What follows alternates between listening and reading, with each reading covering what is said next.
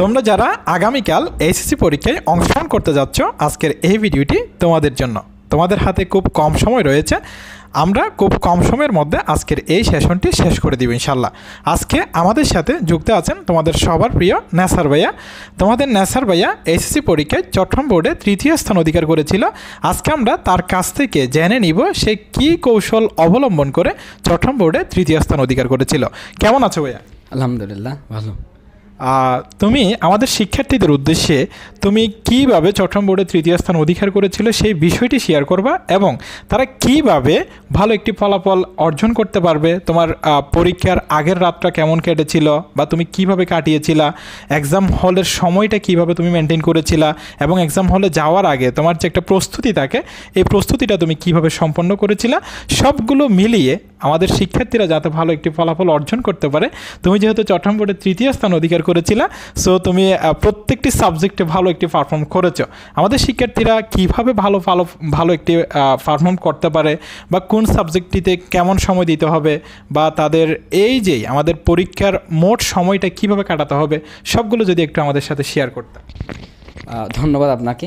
আমি প্রথমেই বলবো, এইচএসসি পরীক্ষার তো আমাদেরকে সরকারিভাবে দেওয়া হয় অলমোস্ট 2 বছর। তার মানে এটা কয়েকদিনের প্রিপারেশন নয়, মানে ওভারনাইট ভালো করার কোনো বিষয় নয়। তো পুরো একটা জার্নির একটা কথা। তো আমি এখন তো তাদের সেই সময়টা নাই। তো আমি শুধুমাত্র আজকে রাতটা এবং কালকে সকাল এবং নেক্সট এক্সামগুলো তারা কীভাবে কাটাবে বা কীভাবে দিবে, পরীক্ষার হলে কীভাবে যাবে বা হল ম্যানেজমেন্টটা, বিশেষ করে টাইম ম্যানেজমেন্টটা কীভাবে করবে, সেই বিষয়ে নিয়ে একটু করে কথা বলবো। প্রথমে বলবো সময়টা শুরু হচ্ছে ফ্রম নাও, এখন থেকেই। তো আমি যেটা করেছিলাম, আগামীকাল আমার পরীক্ষা, আমি আজকে রাতে কী করছি, সন্ধ্যার পর থেকে আমার ফাইল সবগুলো গুছাই ফেলছিলাম। আমার অ্যাডমিট কার্ড ঠিক আছে কিনা, আমি রোলার, আমার পেন্সিল, পর্যাপ্ত কলম নিয়েছি কিনা, তারপর কলমগুলো ঠিক মতো লিখে যাচ্ছি কিনা, সবগুলো রেডি করে ফেলছিলাম।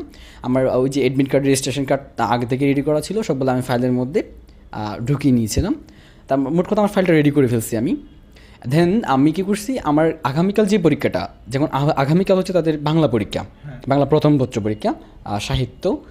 তো আমি কী করেছিলাম, আমার আগের দিন রাতে আমার যে পরীক্ষাটা হবে আগামীকাল, আমি ঠিক আগের দিন রাতে ওই সাবজেক্টের এতদিন যা পড়ছি, যা নোটস ছিল, সেগুলো আমি রিভাইজ করছি। জাস্ট রিভাইজ মিনস আমি সেটা মুখস্থ করার মতো পড়ে যাওয়া নয়, জাস্ট চোখ বুলিয়ে নেওয়া।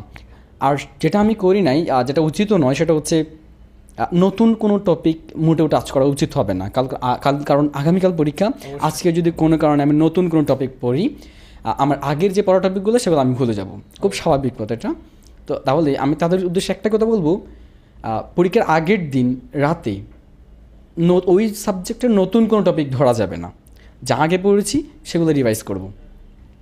এরপর আরেকটা কথা হচ্ছে, রাতে অবশ্যই আমাকে একটা খুব ভালো ঘুম দিতে হবে। খুব ভালো ঘুম আমরা অবশ্যই ভালো জানি, সেটা ডেল্টা স্লিপ বা বিউটি স্লিপ যেটাকে বলা হয়, যে প্রথম রাত্রের ঘুম। তো মিনিমাম 6.5 ঘন্টা থেকে 7.5 ঘন্টা ঘুমাইতে হবে। এর কম যদি কারো ঘুম হয়, তার পরীক্ষাটা ভালো হবে না। এবং ভালো হবে না মিনস আমি এটাই বলতে চাচ্ছি, সে তার মেন্টালি ফিট থাকবে না পরীক্ষার হলে। তাহলে অবশ্যই ভালো ঘুম দিতে হবে। ভালো ঘুম মানে প্রথম রাত্রিতেই ঘুমাই যাইতে হবে, 6.5 ঘন্টা মতো বা 6 ঘন্টা প্লাস ঘুমাইতে হবে। আর একটা কথা, আজকের রাতে অর্থাৎ পরীক্ষার আগের দিন রাতে যদি বলতে চাই, ক্যাফেইন জাতীয় কোনো খাবার খাওয়া যাবে না। ক্যাফেইন জাতীয়, বিশেষ করে যেমন কফিতে বেশি ক্যাফেইন থাকে, চাতে ক্যাফেইন থাকে। তো যদি কোনো কারণে কেউ এগুলো খেয়ে ফেলে, কারো অভ্যাস থাকলে সেটা ভিন্ন কথা, না খেতে পারলে ভালো, তখন ঘুমটা কম হবে, ওই পরীক্ষার ইফেক্টটা পড়বে। যদি ঘুম ভালো না হয়, অনেক জানা জিনিসও কী হয়ে যাবে, ভুলে যাবে, মিস্টেক হয়ে যাবে বা গুলিয়ে ফেলবে। তো বুলেটিং পয়েন্টগুলো, যে সাবজেক্টের পরীক্ষা থাকবে ওই সাবজেক্টের বুলেটিং পয়েন্টগুলো ভালো করে পড়তে হবে। আর খুব আর্লি ঘুমে যেতে হবে। এবং আমি বলবো, প্রথম রাত্রি ঘুমিয়ে ওইদিকে যাতে একটু আর্লি উঠে যায়, যে যার ধর্ম অনুযায়ী প্রার্থনা করবে, নামাজ কালাম যা যেভাবে পালন করে ওভাবেই পড়বে, তারপর দিনটা শুরু হোক ওভাবেই। তারপর আবার আমি রাতে যে পড়াগুলো পড়েছিলাম ওইগুলো দিয়ে শুরু করব। মানে আমার ওই সাবজেক্টে যে নোটসগুলো ছিল, আমার ওগুলো পড়া শুরু করবো, চোখ বুলিয়ে নেওয়া। যদি কোনো কারণে নতুন কোনো টপিক মোটেও টাচ করা যাবে না, এটা প্রোহিবিটেড, নিষিদ্ধ এটা। তারপর যদি বলতে চাই, এরপর পরীক্ষা হলে যাওয়ার জন্য রেডি হতে হবে। সকালে উঠে এমন কোনো খাবার খাওয়া যাবে না যেটা পরবর্তীতে ইফেক্ট করতে পারে। যেমন আমি যদি বলি তেল জাতীয় খাবার খাওয়া যাবে না।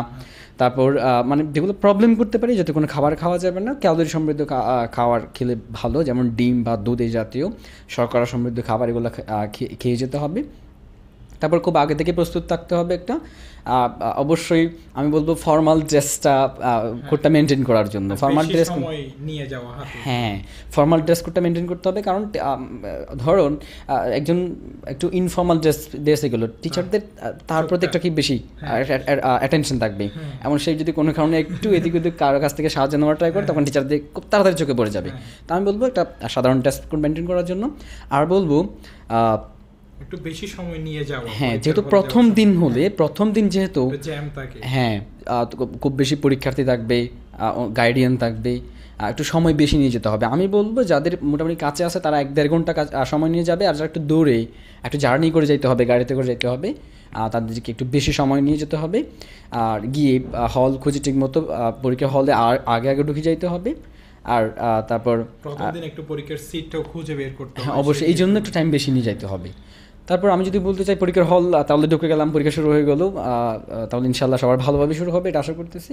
পরীক্ষা শুরু হয়ে গেল, এমসিকিউর মধ্যে দিয়ে শুরু হয়, সেই সময়টা তারা আসলে কিভাবে মেইনটেইন করবে সেটা যদি বলতে চাই, এমসিকিউর ক্ষেত্রে সাধারণত আমাদের যে টেন্ডেন্সি থাকে আমরা পাশের জন থেকে হেল্প পাবো, এরকম একটা টেন্ডেন্সি। তো আমি বলবো প্রথমেই নিজে যা পারি 30টা বা যতটা হোক না কেন, নিজে আমি 100% যেগুলোতে শিওর আমি এগুলো করে ফেলবো। পরে গিয়ে যদি হেল্প পাই তখন অন্যভাবে, এটা অন্য ব্যাপার। তো আমি আগে নিজে হ্যাঁ, তার আগে একটা কথা, সেটা হচ্ছে আমাদের রোল নাম্বার, রেজিস্ট্রেশন নাম্বার, স্যাট কোড খুব বেশি মনোযোগ সহকারে এগুলো দাগাইতে হবে। এখানে হচ্ছে একটা বিষয়, এই কারো কাছ থেকে হেল্প নিতে গিয়ে মনে করো 3 নাম্বার প্রশ্নটা সেও দাগাচ্ছে, মনে করো এমসিকিউতে 3 নাম্বারের ঘ, প্রথম জন দাগিয়েছিল গ, কিন্তু সেট কোডটা কিন্তু ভিন্ন, সেটা কিন্তু মাথায় রাখতে হবে। হ্যাঁ, এটা মাথায় রাখতে হবে। অনেকে আমরা হেল্প নিতে গিয়ে এটাও মাথায় রাখি না। তাহলে যে কথাটা বলতে চাচ্ছি সেটা হচ্ছে আমাকে সেট কোড, আমার রোল নাম্বার, রেজিস্ট্রেশন নাম্বার খুব মনোযোগ সহকারে অনেক বেশি টাইম নিয়ে দাগাইতে হবে, একদম স্লোলি। কারণ কোনো কারণে আল্লাহ না করুক কারো যদি ওই জায়গায় মিস্টেক হয়ে যায়, পরীক্ষা ওখানেই শেষ। তাহলে ইনশাল্লাহ এরকম কারো হবে না আশা করতেছি। তারপর তাহলে পরীক্ষা শুরু হলো। প্রথম কয়েক মিনিট একটু আনইজি লাগতেই পারে, আমরা খুব মেন্টালি ফিট থাকার চেষ্টা করব। তাহলে এমসিকিউর মধ্যে দেখা যায় যে 30টা কোয়েশ্চেনের মধ্যে সে প্রথম যে কোয়েশ্চনটা বা দ্বিতীয় যে কোয়েশ্চনটা, তৃতীয় যে কোয়েশ্চনটা, 3টা কোয়েশ্চন টানা কিন্তু তার কাছে খুবই হার্ড লাগতেছে। তখন কিন্তু অনেকে হচ্ছে একেবারে ডিপ্রেসড হয়ে যায়, আমি আসলে কি পড়াশোনা করে এসেছি এরকম। সেই জায়গায় যদি একটু বলতা যে আসলে 3টা কোয়েশ্চন বা 4টা কোয়েশ্চন প্রথম, তার যে কোনো একটা সেট হইতে পারে, ওই সেটটা তো হয়তো তার কাছে একটা কঠিন, সেই জায়গায় আসলে একজন শিক্ষার্থীর কি করা উচিত? আমি বলবো একটা প্রশ্নের মধ্যে কেউ সবগুলা প্রশ্ন উত্তর করতে পারে না, আর নতুবা সেই পরীক্ষার্থী হইতো না। আর টিচারও ভালো করে জানেন সবাই সবগুলো অ্যান্সার করতে পারবেন না। আর একজনের জন্য কঠিন হওয়া মানে সবার জন্য কঠিন হওয়া। এটা প্রথম হচ্ছে একটু 4টা যদি কোয়েশ্চন একেবারে হার্ড চলে আসে তার কাছে, তাই স্কিপ করব। যা যদি আমার কাছে যা কঠিন মনে হচ্ছে আমি স্কিপ করব, নেক্সট ওটাও কঠিন, নেক্সট ওটাও কঠিন, নেক্সট। এরপর আমার কাছে কোনটা সহজ লাগতেছে আমি আস্তে আস্তে, আমি তো শুরুতেই বললাম যে যেগুলো আমি 100% পারি আমি আগে বললে অ্যান্সার করে ফেলবো। এরপর আমি যদি আমার আস্তে আস্তে চিন্তা করে বাকিগুলো অ্যান্সার করে আসবো। তারপর আমি যদি পরীক্ষার সবচেয়ে গুরুত্বপূর্ণ যে কথাটা সেটা হচ্ছে, এখন তো এমসিকিউ ধরো এমসিকিউ শেষ হলো, এখন আমরা রাইটিং প্যাটার্ন অংশ আসতেছে অ্যাজ ইউজুয়াল সবগুলো সাবজেক্টের মতো। রাইটিং পার্টে যেই বিষয়টা সবচেয়ে বেশি গুরুত্বপূর্ণ আমার মতে সেটা হচ্ছে টাইম এলোকেট করাটা, মানে সময় ভাগ করে ফেলতে হবে। এটা আমি মনে করি পরীক্ষার ভাষা থেকেই করে নেওয়া উচিত, যে জি প্রত্যেকটা সিকিউ বা ম্যাথমেটিক্যাল যে টার্ম যাদের যেভাবে রয়েছে, কোশ্চেনের জন্য নাম্বারগুলো সময়গুলো ভাগ করে ফেলা। ধরুন আমি যদি সৃজনশীলের কথা বলতে চাই, ক্রিয়েটিভ যে কোয়েশ্চেনগুলো আমাকে লিখতে হয়, 7টা কোয়েশ্চেন লিখতে হবে, তো 7টার জন্য আমি একটাতে কত মিনিট করে করব? কারণ আমি একটাতে 20 মিনিট করে করতেছি, তো আমার দেখা যাচ্ছে 20 মিনিট করে করলে আমি 7টা টাচ করতে পারতেছি বা শেষ করতে পারবো। এখন দেখা যাচ্ছে আমার একটাতে হয়তো একটু বেশি সময় লাগতে পারে, ডাজন্ট ম্যাটার, লাগতেই পারে, তো আমি অন্যটার সাথে বসিয়ে নিব। তাহলে সময় ভাগ করে ফেলাটা খুবই গুরুত্বপূর্ণ for maintaining our management time ম্যানেজমেন্টের জন্য সবচেয়ে বেশি গুরুত্বপূর্ণ, বা সব ফুল অ্যান্সার করার জন্য টাইম ম্যানেজমেন্টটা সবচেয়ে বেশি গুরুত্বপূর্ণ। ওই জায়গায় অনেকেরই প্রথম দিকে খুব সুন্দরভাবে লিখতে গিয়ে, ভালোভাবে লিখতে গিয়ে একটু সুন্দর করে লিখতে চায়, সেক্ষেত্রে এমন হয় যে মানে শেষ 1 ঘন্টা রয়েছে কিন্তু তার কাছে সিকিউ বাকি আছে 3টা বা 4টা এরকম হয়ে যায়। তখন যদি ওই মুহূর্তে একজন শিক্ষার্থী পড়ে যায়, তার আসলে করণীয়টা কি? সে কি শুধুমাত্র 2টা আনসার করে আর 2টা কি ফেলে চলে আসবে, নাকি 4টা আনসার কিভাবে করতে পারে? আসলে লাস্ট 1 ঘন্টা মনে করো ওইখানে সময় আছে, কিন্তু প্রথম দিকে লিখতে গিয়ে সেই সময়টা আসলে নষ্ট করে ফেলেছে বলা যায়। আমি বলবো তার উচিত হবে না প্রথম দিকে সময়টা নষ্ট করা। কীভাবে করবে? ওই যে টাইম ভাগ করে ফেলাটা। দেখা যাচ্ছে আমার একটাতে বেশি সময় চলে যাচ্ছে, আমি খুব দ্রুত শেষ করার চেষ্টা করবো পরোটাতে যাওয়ার জন্য। এখন আমাদের একটা টেন্ডেন্সি থাকে আমরা শুরুতে আস্তে আস্তে একটু সুন্দর করে লেখার ট্রাই করি, যেটা আমাদের মিস্টেক, এটা একটু ভুল ধারণা। আর লেখা সুন্দরের জন্য তেমন কিছু যায় আসে না, রেলিভেন্ট লেখাটা, প্রাসঙ্গিক লেখাটা গুরুত্বপূর্ণ। তো যদি কোনো কারণে আমার হাতে সময় কম বা আমি লিখতে পারতেছি, আমার হাতে সময় আছে সৃজনশীল লেখার জন্য 2টা লিখতে পারবো, বাট আমার হাতে সময় আছে 2টা লেখার মতো সময় আছে, কিন্তু আমার লিখতে হবে 3টা, বা 4টা এরকম। হ্যাঁ, আমার লিখতে হবে 4টা, সময় আছে 2টা লেখার মতো, আমি কি করব প্রশ্ন আসে। তখন করতে হবে আমরা সিকিউ লেখার ক্ষেত্রে, সৃজনশীল লেখার ক্ষেত্রে যে নিয়মগুলো ফলো করি, প্রথমে আমি উচ্চতর জ্ঞানমূলক, তারপর অনুধাবনমূলক, তারপর প্রয়োগ, তারপর উচ্চতর দক্ষতা যেগুলো রয়েছে, আমি কী করব? প্রথমে অর্থাৎ জ্ঞানমূলক অর্থাৎ ক, খ, গ অল্প অল্প করে মূল কথাগুলো লিখে আসবো, প্রাসঙ্গিক কথাগুলো। সময় নেই, আমাকে 7টা টাচ করতেই হবে। যার এই টেন্ডেন্সি থাকবে না সে খুব কম মার্কস পাবে, এটা শিওর। 7টা টাচ করার যে মানসিকতা নিয়ে যাবে, টার্গেট নিয়ে এখান থেকে যাবে, সেই টাচ করতে পারবে। আজকাল ইনসিডেন্ট হতে পারে, সেটা অন্য ব্যাপার। তাহলে সৃজনশীল লেখার ক্ষেত্রে 7টা মূলত টাচ করতে হবে, যেভাবে হোক অল্প লিখে হলেও 7টা টাচ করতে হবে, এটা হচ্ছে মূল কথা। তাহলে প্রত্যেকটা আমি একটা কথা বলবো, সৃজনশীল লেখার ক্ষেত্রে বা আমরা যে রচনামূলক যেটা বলি, সবগুলো যাতে একই মানের হয়। আমি যদি এমন করে ফেলি প্রথম 2-3টা একদম আমি 10 আউট অফ 10 পাচ্ছি এরকম, বা 5 পেজ করে লিখে যাচ্ছি, পরগুলো 1 পেজ করে লিখতে পারতেছি না, এরকম হয়ে গেলে তো প্রবলেম। মানে আমাকে একটা ব্যালেন্স রাখতে হবে, খুবই গুরুত্বপূর্ণ। এটা কেমনে হবে? এটা হচ্ছে আমি যদি টাইম এলোকেট করে ফেলি, ভাগ করে ফেলতে হবে। প্রথমটা সৃজনশীলের জন্য এত মিনিট, দ্বিতীয়টার জন্য এত মিনিট, শেষ। এর থেকে একটু বেশি 2-1 মিনিট তো হতেই পারে। পরীক্ষার হলের মধ্যে যে একটা পানি নিয়ে গেলে, হ্যাঁ, পরীক্ষার হলে অবশ্যই পানি নিয়ে যেতে হবে, এটা খুবই গুরুত্বপূর্ণ। কারণ কোনো কারণ আমার বেশি পিপাসা লাগতেছে, আমার তো পান করতেই হবে। আমি তার পাশের জন থেকে নাও পেতে পারি, বা আমার বাইরে যেতে একটু টাইম ওয়েস্ট হয়ে যাচ্ছে, আমার পাশে বোতলটা থাকলেও আমি খেয়ে নিচ্ছি। পরীক্ষা শেষে অনেকে এমসিকিউ কয়টা হয়েছে বা আমার সিকিউটা আসলে আর সব ঠিকঠাক হয়েছে কিনা, অনেকে হচ্ছে আনসারগুলো মিলিয়ে দেখে। এই ব্যাপারে তুমি কি বলবো? তুমি যেহেতু পরীক্ষার সবগুলো কিন্তু ভালো পরীক্ষা দিয়েছো, এই জন্য তুমি চট্টগ্রাম বোর্ডে 3য় স্থান অধিকার করেছিলা।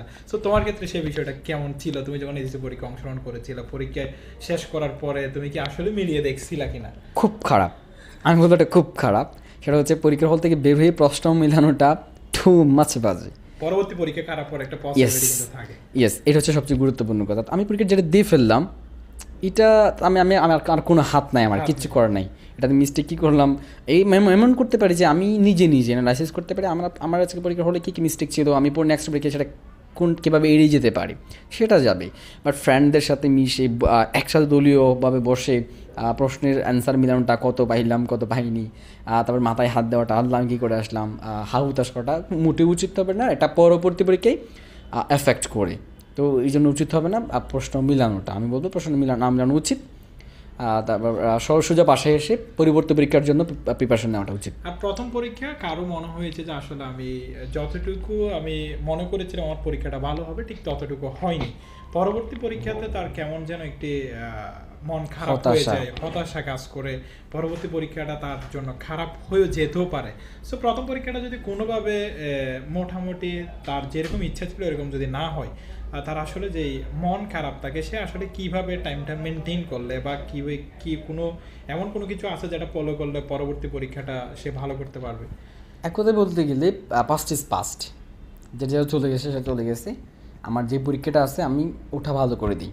জীবনের সবচেয়ে গুরুত্বপূর্ণ বলতে গেলে পরীক্ষাটা নিজেকে প্রকাশ করার জন্য, নিজেকে প্রমাণ করার জন্য, এর থেকে ভালো স্টেজ আর নেই। আমি মনে করি পরবর্তী তেমনগুলো আর কোনো স্টেজ নাই, সবচেয়ে গুরুত্বপূর্ণ এই স্টেজটা, যেটা কমন স্টেজ। তো আমি বলবো যদি কোনো কারণে কারো কোনো প্রথম পরীক্ষাটা খারাপ হচ্ছে বা এরকম কোনো কিছু হচ্ছে, জাস্ট এটাকে অত সিরিয়াস নেওয়ার প্রয়োজন নাই। হলো বাকিটা আমি ট্রাই করবো, আমার সাধ্যের মধ্যে আছে। এখন যেটা হয়ে গেল সেটা তো আমার হাতের মধ্যে নেই আর, যেটা আমার হাতের মধ্যে আছে সেটা নিয়ে আমি চেষ্টা করি। আর সবচেয়ে আরেকটি আমরা কমন যে বিষয়টা দেখতে পাই, একটা পরীক্ষার মাঝে 2 দিন গ্যাপ রয়েছে বা 5 দিনও গ্যাপ থাকে বা 3 দিনও গ্যাপ থাকে, তখন বেশিরভাগ শিক্ষার্থীরা যেটা করে, আমি পরীক্ষাটা দিয়ে আসলাম, আমার তো 5 দিন সময় রয়েছে, পড়বো আর কি, প্রথম একদিন চলে গেল, দ্বিতীয় একদিন চলে গেল, আর আমার হাতে তো সময় রয়েছে 3 দিন আরো সময় রয়েছে বা 4 দিন আরো সময় রয়েছে। সে কিন্তু একেবারে শেষের দিকে গিয়ে বুঝতে পারে যে আসলে তার হাতে সময় রয়েছে 5 দিন, যেখানে সময় ছিল সেখানে 2 দিন সময় ছিল। আর তুমি যদি সেই ব্যাপারে কোনো কিছু আসলে শিক্ষার্থীদের উদ্দেশ্যে বলতা। আমি যেভাবে পরীক্ষাতে ছিলাম, আমারও এরকম মাঝখানে গ্যাপ ছিল, পরীক্ষায় কয়েকদিন গ্যাপ ছিল। তো আমি নিজের ক্ষেত্রে কী করতাম সেটা যদি আমি শেয়ার করতে চাই, আমি পরীক্ষা দিয়ে আসলাম, আমার ধরেন 5 দিন বন্ধ আছে, পরের দিন আমার ধরেন আইসিটি পরীক্ষা বা যে কোনো একটা পরীক্ষা বা ইংরেজি পরীক্ষা। তো আমি কী করতাম, আমার যে কোশ্চেনগুলো পরীক্ষা আসে, 1 নম্বর কোশ্চেন, 2 নম্বর কোশ্চেন, 3 নম্বর কোশ্চেন, আমি করছি কি, আমার ব্যক্তিগতভাবে যদি বলতে চাই, আমি ওই সময়টার মধ্যে 5 দিনের মধ্যে আমি পুরো প্রশ্নটা ভাগ করে প্রথম দিন কোন কোন চ্যাপ্টার পড়বো, দ্বিতীয় দিন কোনগুলো পড়বো, তৃতীয় দিন ভাগ করে ফেলতাম ওই দিন এসে মাত্রই রেস্ট নেওয়ার পর। আর একটা কাজ করা যায়, আমি যেটা বলি সেটা হচ্ছে বেস্ট একটা ওয়ে, তখন আর যে আমাদের অনীহাটা বা আমাদের আলসেমিটা আসবে না। আর একটা কাজ করা যায়, যদি পরবর্তী কোনো পরীক্ষা, নেক্সট যে পরীক্ষাটা ধরুন 5 দিন বন্ধের পর আমরা আইসিটি পরীক্ষা, আবার মাঝখানে 1 দিন বন্ধ, এরপর দিন অন্য একটা পরীক্ষা যেটা আমার অত বেশি প্রিপারেশন নেই, একটা দিন, তখন আমার কি করা উচিত, যেদিন পরীক্ষা দিয়ে আসলাম ওই এর 2-1 দিনের মধ্যে যে 1 দিন গ্যাপ রয়েছে যে পরীক্ষাটা, দ্বিতীয় নম্বর পরীক্ষাটা, ওটার জন্য আমার প্রিপারেশন আগে নিয়ে ফেলতে হবে। আমি এটা মোটামুটি কিছুটা আমি রেডি করে রাখবো। এরপর যে 5 দিন সময় আছে ধরেন, ফর এক্সাম্পল 5 দিন, ওই 5 দিনের মধ্যে প্রথম ধরেন আমি 1-2 দিন ওটা রেডি করলাম, এরপর আমি ওই আইসিটি পরীক্ষার জন্য প্রিপারেশন নিলাম, বা যে ওই দিন যে পরীক্ষা সেদিন সেটার জন্য প্রিপারেশন নিতে হবে। মোট কথা, পরে যেখানে পরে মাঝখানে আমি টানা 5 দিন বন্ধ পাইছি, এরপর দিন আমার আইসিটি পরীক্ষা, পরে এমন কিছু পরীক্ষা আছে যেখানে বন্ধ নাই, তো আমার ওই বন্ধ ছাড়া পরীক্ষাগুলো এখন কী করতে হবে, আমাকে রেডি করে রাখতে হবে এই 5 দিন সময়ের মধ্যে। তো ওটা করাটাই বেটার, আর সময়টা ভাগ করে ফেলতে হবে, বন্ধের সময়টা। অনেককে দেখা যায় যে পরীক্ষা চলাকালীন সময়ে বেশি পড়তে গিয়ে খুব কম সময় ঘুমায়, 3 ঘন্টা বা এরকম আছে যে 4 ঘন্টা এরকম ঘুমায়। শেষের দিকে গিয়ে যেটা বোঝা যায় যে বেশিরভাগ শিক্ষার্থীদের একটা অসুস্থতা হয়ে যায়, মানে সে অসুস্থ হয়ে যায়। আসলে কিন্তু এটা উচিত না, কারণ প্রত্যেকটা পরীক্ষায় সে সুস্থ থেকে পরীক্ষায় অংশগ্রহণ করলে ভালো একটি, সেখানে ওটাই জরুরি। ওটাই জরুরি। অসুস্থ হয়ে গেলে পরীক্ষা অ্যাটেন্ড করতে না পারলে কি হবে, কিছু যদি আসতেছে না। এজন্য প্রত্যেকটা পরীক্ষায় ভালো একটা ঘুম দেওয়াটা কিন্তু খুবই জরুরি, এবং ভালো খাবার খাওয়াটা জরুরি। আমি বলবো ওই যে প্রথম রাতের ঘুমটা, যেটাকে ডেল্টা স্লিপ বা বিউটি স্লিপ বলা হচ্ছে, প্রথম রাতের ঘুমটা অবশ্যই যেতে হবে। আর প্রথম রাতে যে ঘুমটা পাবে না, সে পরীক্ষার হলে প্যানিক অ্যাটাক হবে, শিওর, নিশ্চিত প্যানিক অ্যাটাক হবে। সে খুব অল্পতেই হাঁফায় উঠবে, চাপ নিতে পারবে না, জানা প্রশ্ন ভুলে যাবে। সো আজকে তোমাদের নাসার ভাইয়া যে গুরুত্বপূর্ণ পয়েন্টগুলো ছিল আমরা দেখেছি, সব গুরুত্বপূর্ণ পয়েন্টগুলো একসাথে নিয়ে এসে সে কিন্তু আমাদেরকে শেয়ার করেছে। তার গুরুত্বপূর্ণ সময়টা আমাদের সাথে দেওয়ার জন্য তাকে ধন্যবাদ জানাচ্ছি। তোমরা সবাই সুন্দর মতো ভালো একটি পরীক্ষা দাও, সবার পরীক্ষা ইনশাল্লাহ ভালো হবে। সবার জন্য অনেক দোয়া, অনেক শুভকামনা রইল, সকলের সুস্বাস্থ্য এবং দীর্ঘ কামনা করছি। ধন্যবাদ সবাইকে।